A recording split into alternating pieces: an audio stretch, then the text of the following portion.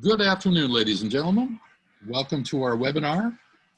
As our screen was just showing you, this is our COVID-19 challenge webinar, which we asked other members of the learning and performance improvement community to share their experiences and their successes with dealing with their responsibilities during this extremely challenging time. Our guest today is Maricel, Perez-Lovisolo. Boy, I'm not doing that. Lovisolo. You Thank try. you. Welcome, Maricel. Just before I switch over to you, I need to comment to our audience that we are recording today's program, and if you don't wish to be seen, you can simply switch off your camera, and we'll see your name, but not your handsome profile. We will be leaving some time at the end of the meeting for questions, but we also will be jumping in with questions from time to time during the presentation. And Vincent Buttervich, my co-host, will handle both getting you into our room today and also monitoring questions on the chat window. So without further ado, Maricel, welcome to the program. Thank you so much for having me. You work with TELUS International. Tell us a little bit about the company and the challenges that you faced in this last few months. Yes, so the challenges I think we all faced, right? We all been facing the pandemic challenges. I think for our company, for TELUS International, the challenge was that we were a company very much focused on our sites. So we deliver our services, and we are very proud of our on-site strategy and engagement, right? So we believe we can nurture, we can develop our team members in a building.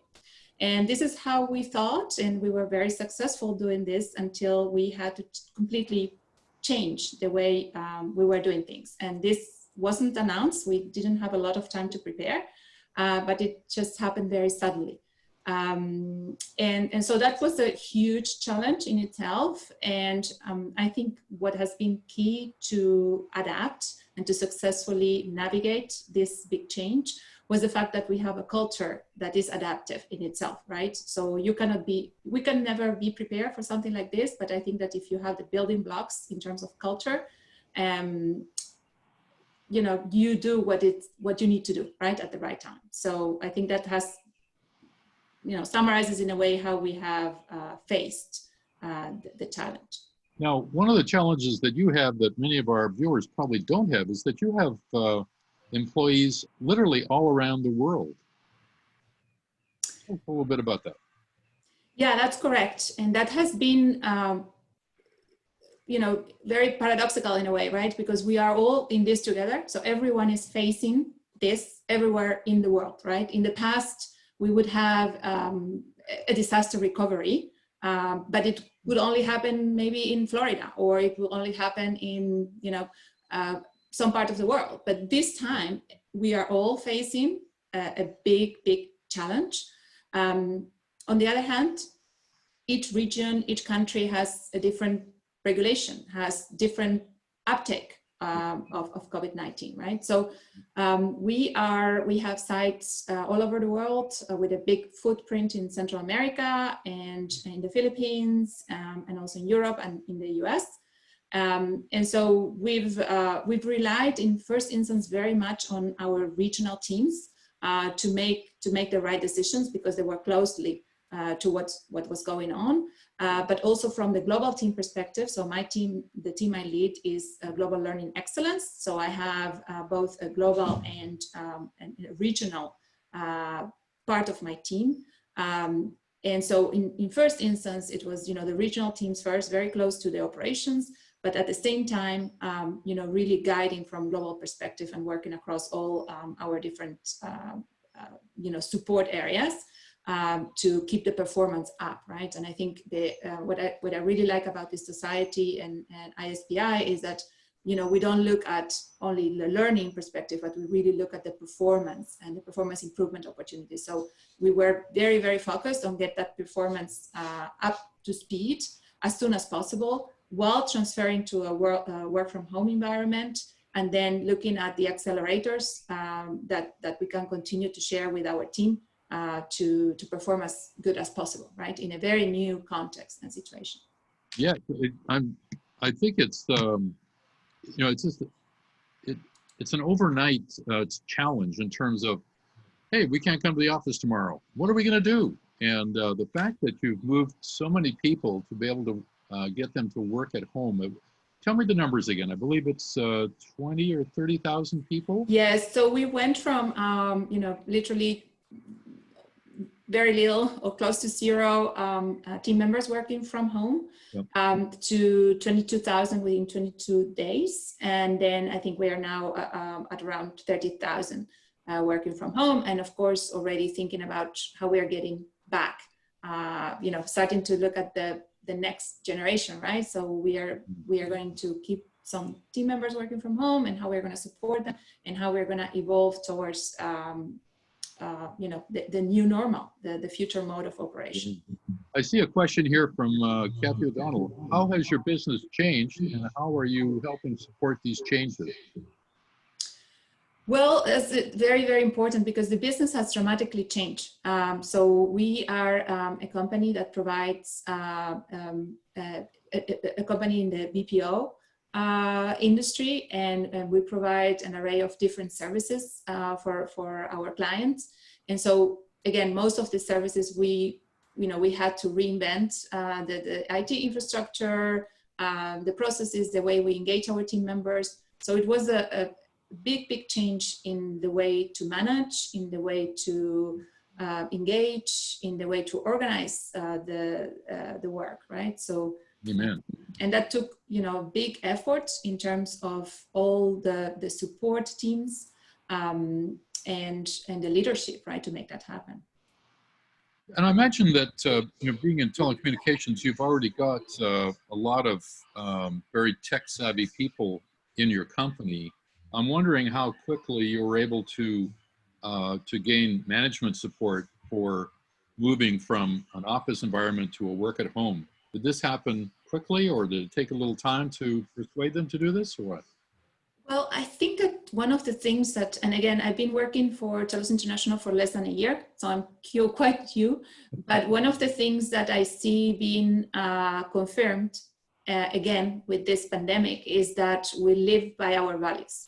And so, our passion for growth, our customer centricity, all that made it very clear that we had to move ahead, and there was no option.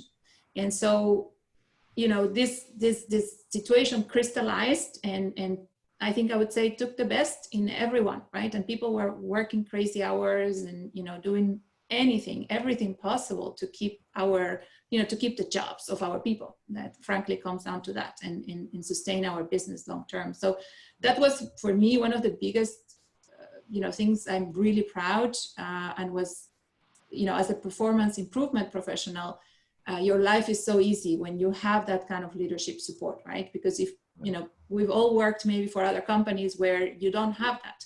And if you need to start to convince your leadership of what is the right thing to do, you can be successful, but you cannot be as successful. That can be a very slow process of convincing top management. It really is important that we invest in our people, that we make them the best people we can.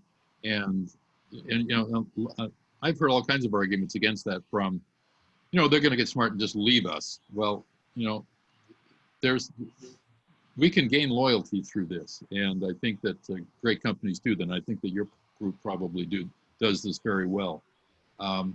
We talked a moment or two just before we came on the air here about you're now slowly beginning to reopen your offices, but carefully. Do you want to talk a little bit about that?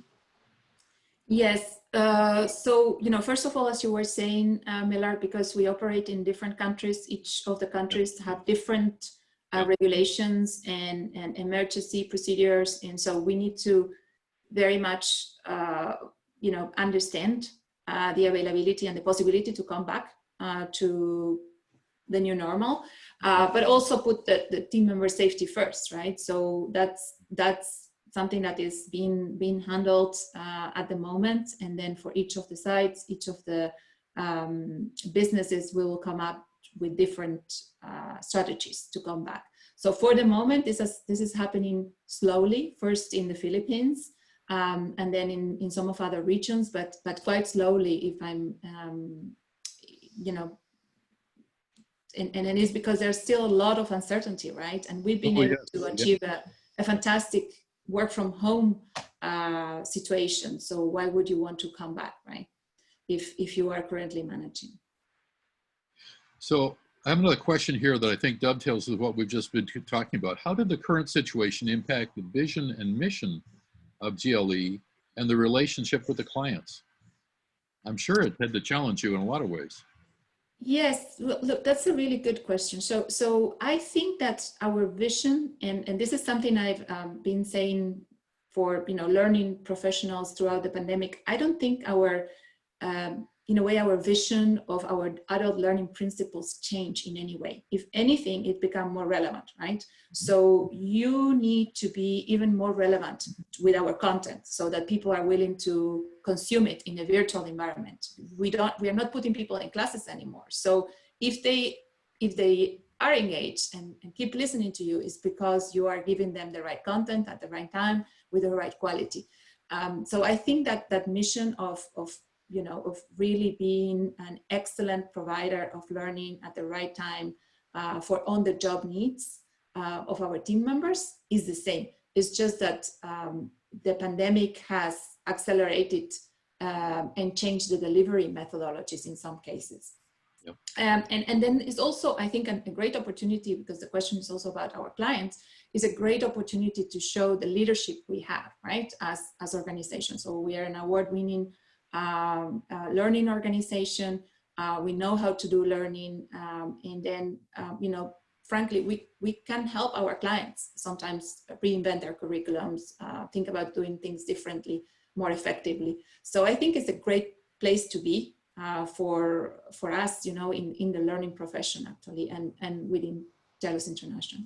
I think it really demonstrates an incredible level of flexibility on the part of you and your team to be able to shift gears literally overnight, okay, 3 weeks, whatever, but literally overnight, and be able to deliver training to your employees while they're working at home and doing their jobs. And you know, I look back at some of the companies I worked for, and I have to say, I don't think we were quite that flexible, but then also we never had, when I was working there, we didn't have to go through this pandemic period as well. So, you know, we can't really say whether or not they would have risen to the challenge, but certainly your organization did. And I want you to talk a little bit about working with your upper management team and securing the, well, all of the people and materials and hardware and connections and stuff that you needed to make this work. Was this a real easy relationship? How did it work? I think as we were saying, right, we made it happen. I think the challenging now is how to perfection from here, right? So we've been able to do things very fast. We've taken some educated guesses in some of the curriculums we had to update for virtual and remote delivery. I think there's so much more that we can do. And that of course will depend on the investment and the long-term vision. But I think it's, again, you know, a great opportunity for us to look at the promise of blended learning, for example, and gamification and all a number of things that we know we can do within L&D. And maybe we are prioritizing face-to-face investment, right? Or classroom investment. So this is a great opportunity to continue that conversation and keep evolving. So I think it's a good place to be, but of course, still lots to be improved. Yeah. Yeah, I think that the whole world has discovered that distance education, which has been around for literally decades, can work, but it's challenging, and it's a different set of muscles if you're an instructor versus if you're standing in front of a class in a room and can, you know, watch their body language and tell whether or not your students are starting to zone out or not. In a Zoom meeting, you can see them, hopefully, but it's there's lots to learn here, and I think it's probably also an opportunity for those of us in this, this profession to try some new things.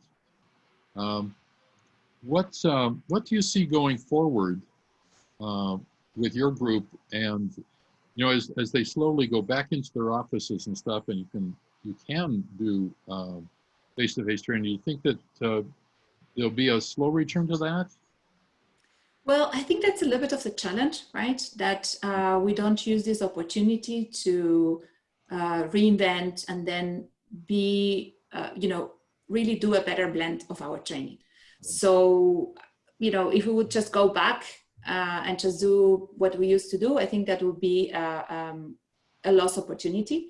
So for me, the challenge here is to really go back and say, okay, what are the lessons learned? What has worked well? And a lot of things have worked very well. And so how can we reuse that and reinvent things in the future mode of operation? And I think that's the key opportunity, right? So sure. Safely reopening, of course, and that is, the whole company is taking care of that. It's not only driven by GLE, but by Global Learning Excellence, although we can help with that too. So we are looking at some biosecurity training. We are looking at, come back to the office type of refreshers. So there are things that from the learning and performance improvement we are doing. But overall, when you fundamentally look at the way of doing things, is, will we be able to reorchestrate ourselves in a different way, taking into account what we've learned, or we just by default go back to the old ways, which, will sure. not be my preference. Sure. Vincent's got a question here. Go ahead, Vincent. Maricel, a couple of questions came in. First one is, what particular new practices will you continue once offices safely reopen? So as a practice, I think what we've seen is that we've stretched ourselves. So part of our curriculums, because we know that in a virtual environment, you might want to do things a little bit shorter, right? Or have a flipped classroom type of strategy where you test more, you do more upfront, self-directed type of learning. So all these good things, and again, it's not something new, but I think that the situation we've landed in has stress the need to do this, right? So we've tested now that can work. And so those are definitely the things I would love to continue, right? So more self-directed blend, more gamification, really use the classroom time for prime time and not just for, things that could be done in a different way. Again, nothing too surprising, right? But I think that we've learned that this can really work, and let's implement it and let's be true to that promise. Maricel, did you realize any advantages from the new methodology? Yes, I think that we've realized that we can, have more trust in the learners sometimes for them to do things on their own, to have the self-directness. We will also have to see when we go back to normal how that looks like, right? Because it's almost like when you are facing a difficult situation and, we are all kind of very, adrenaline is high and then you're very concentrated, can we keep that going forward? I personally believe, we should be much more learner-centric in L&D, and we should trust the self-directness, and we should have relevant learning that people understand why they need to follow. And based on that premise, build our curriculums. And again, this has been a good way of testing that, and I hope we can continue to do more. Yeah, the idea that learners, when self-directed, actually learn faster and perhaps even to a greater depth, that kind of runs contrary to management or some management ideas that we've got to be watching them all the time to make sure they're not goofing off or something. Yes, yes. It's nice to see that not only have you done that, you've risked that, but you've found good results from it as well, which I think just reinforces that adult learning concept, that when you put the learner in charge of their learning and you let them go for it, they they take the challenge and they run with it. Yeah.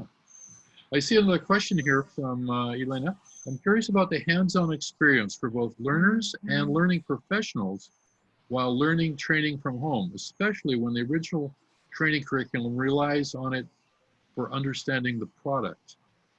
I'm not sure if that fits in your category or not, but what do you think? From home, when the online learning relies hands-on experience. Yeah, well, yes, I think that's, and I'm not sure understanding the product, how much is understanding the hands-on product, right? I know that with ISPI in the past, we've tested, for example, some virtual experimentation, right, with products. So where you will have a virtual framework for people to experiment with products in a very hands-on base.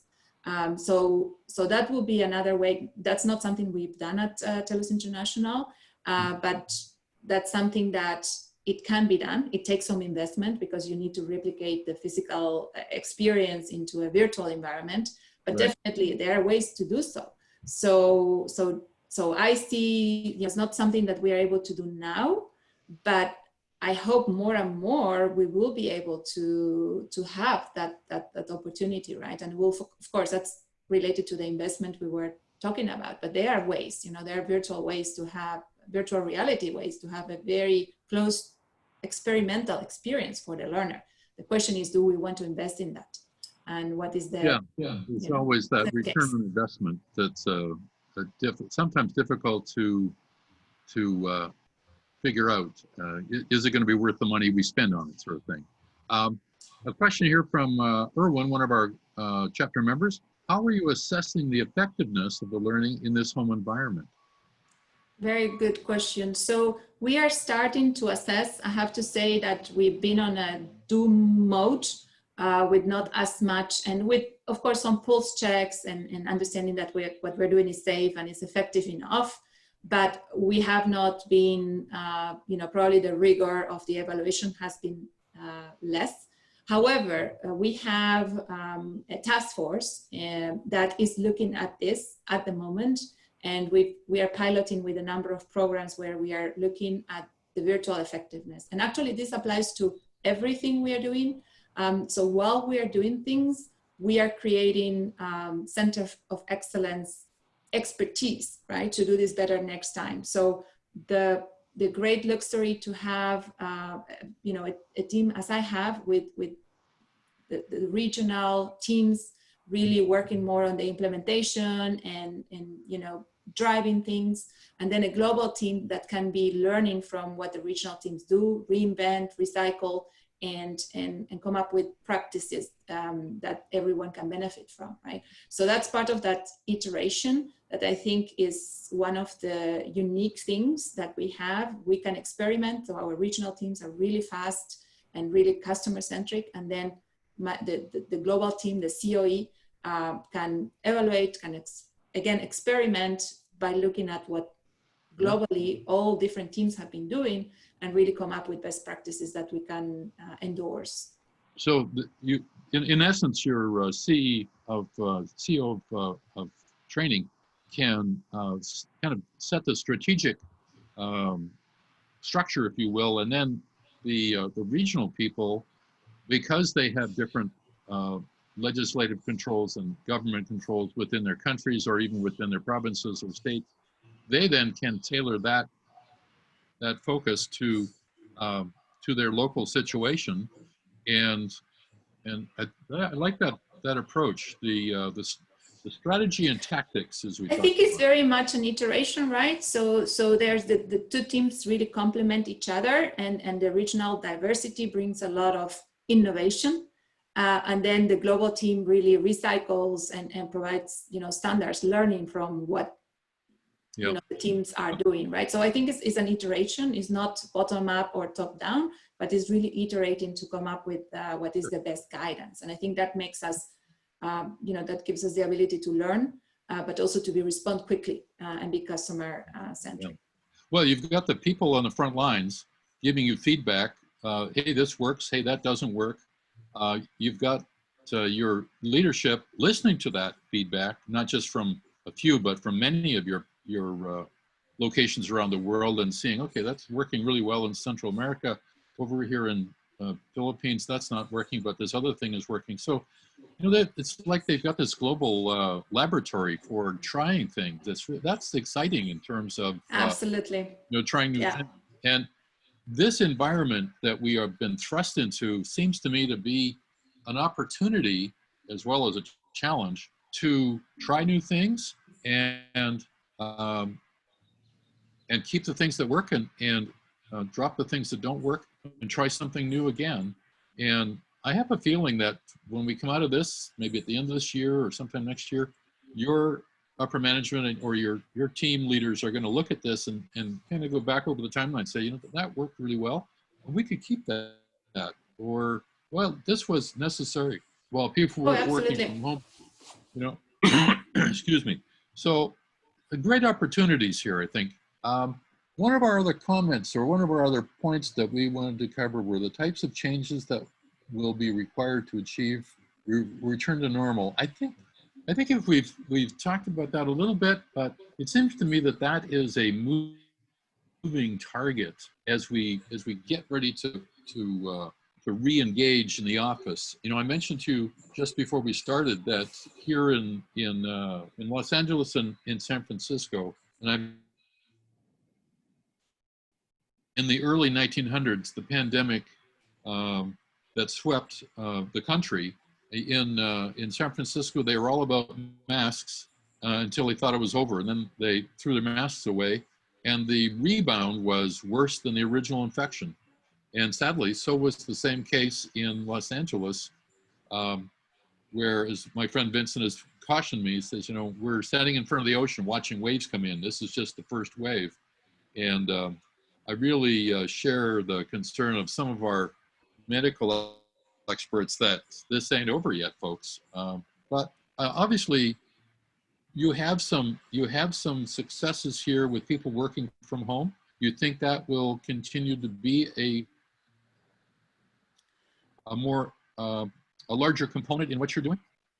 Yes, definitely, it will become a larger component because we were at no component, if you will. So now having proven that we can do it, it will become a component. How big, how small, it will depend of a lot of things, right? As you were saying, you know, the pandemic, the solution to this pandemic, client needs, you know, our own strategy and how that evolves, and how do we think we can serve best our clients and keep the promise to our team members for their development, for their engagement. So what is the sweet spot of all this? I think that's what we need to look at right now, and it's dependent on ourselves, but also dependent on many factors, as you were talking about. So we'll see. I'm seeing a question here from one of our members. Can you talk about the technological challenges you had to deal with this rapid transition to online? Do people know how to use the technology? You know, I struggle with using my own PC and my own cell phone. I'm wondering if your people were having difficulties with all of the challenges of logging in from home and all that sort of thing. Absolutely. That has been probably one of the things that has impacted the learning delivery the most, right? So being able to first of all, compatibilize all the different systems, all the different clients and their needs and their, you know, different configuration, IT configurations with what is the best tool, right, that you can use. So for that, we came up with a number of scenarios. So we had to partner with IT very closely, and then come up with, you know, what are the best tools or what are good tools enough. So we work a lot with G Suites. So, and again, you know, 2 months ago, they didn't have the features they have right now. So that's evolving too. So I think it's a lot of trial and error, and being able to have at least a number of choices that are good enough, and really pilot and test a lot, right? Because you can think that something is going to work, and then it only works for, you know, 80% of our team members. So that's not going to work. So we're doing a lot of trial and error. I think webcams is very important too. So not everyone has a webcam. So we've experimented with, double channel, a phone, within, of course, the confidentiality and the possibility of the client configuration. So it's been a huge learning curve, and I think technology is huge part of that.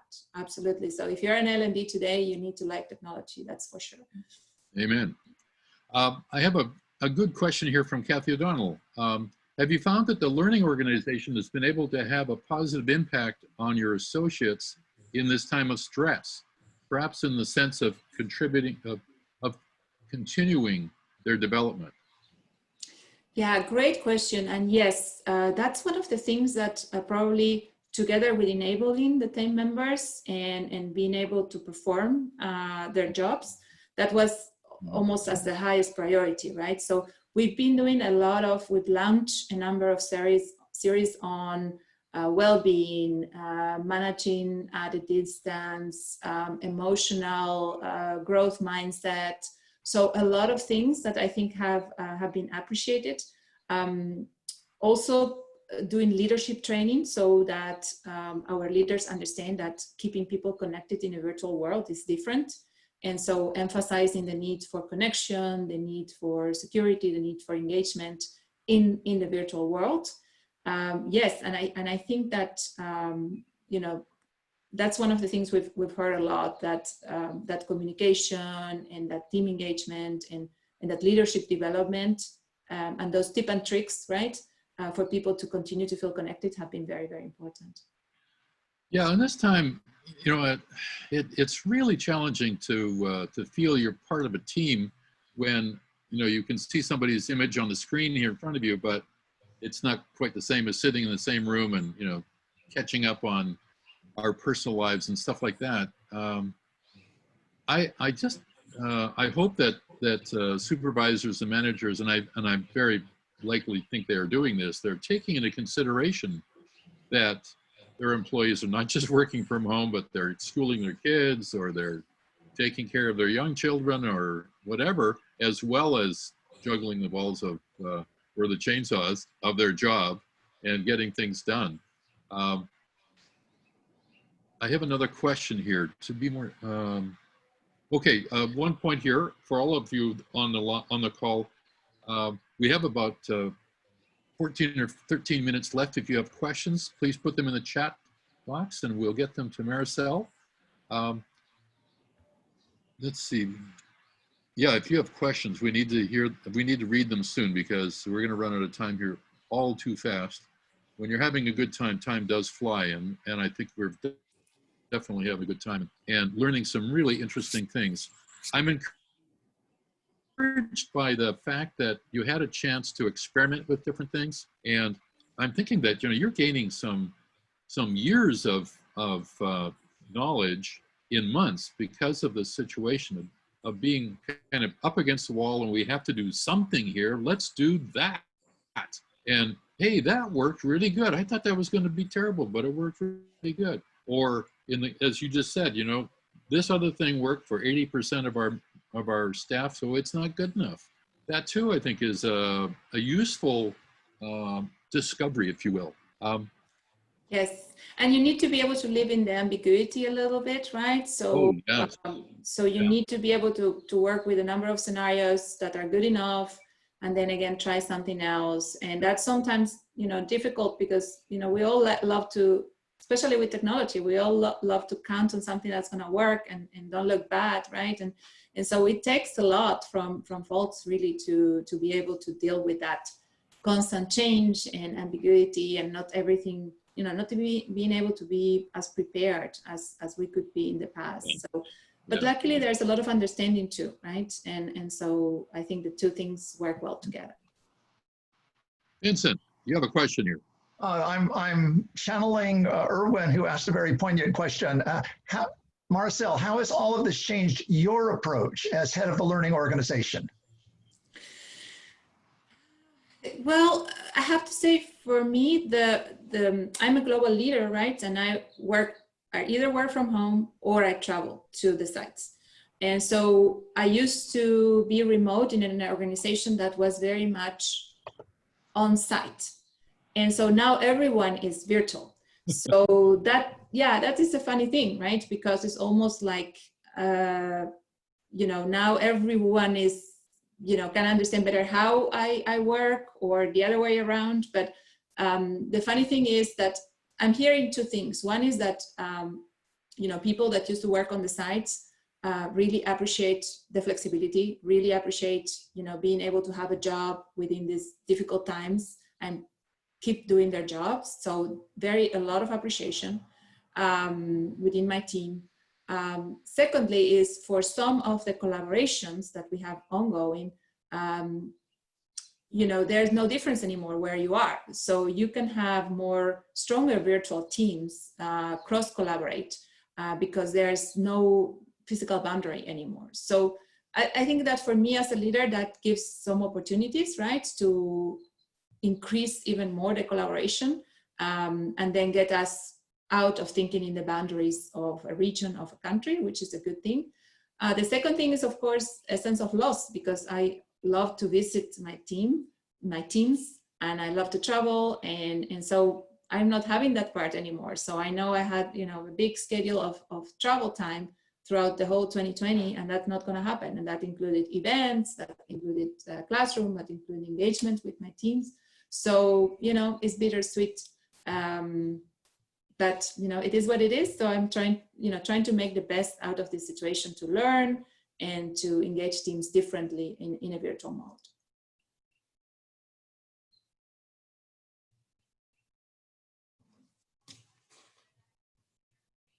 Oh, Miller, I think you're on mute. I was on mute also.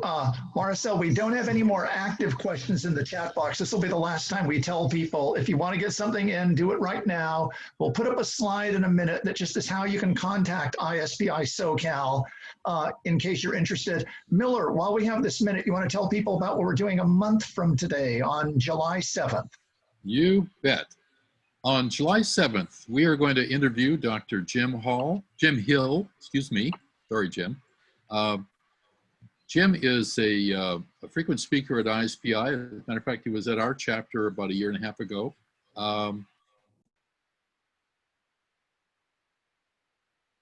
Learning and professional performance improvement field can use the newer tools, many of which Maricel has been talking about today, and really update our links, if you will, our technology between us and our clients in order to help our clients more. And I think you'll find him really interesting. He'll have some excellent suggestions for all of us, and some case studies from his own company that, by the way, when he started his company 17 years ago, he wanted it to be as virtual as possible, which, you know, in hindsight is like, wow, this guy is really thinking about this. He commented in my phone conversation with him that when he was at Sun Microsystems, he looked around the campus and he saw all this bricks and mortar and all these buildings and stuff. And why do we need this? These people could be working from home. They could be working in their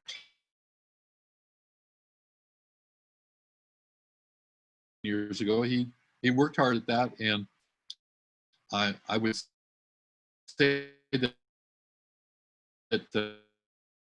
this is the man.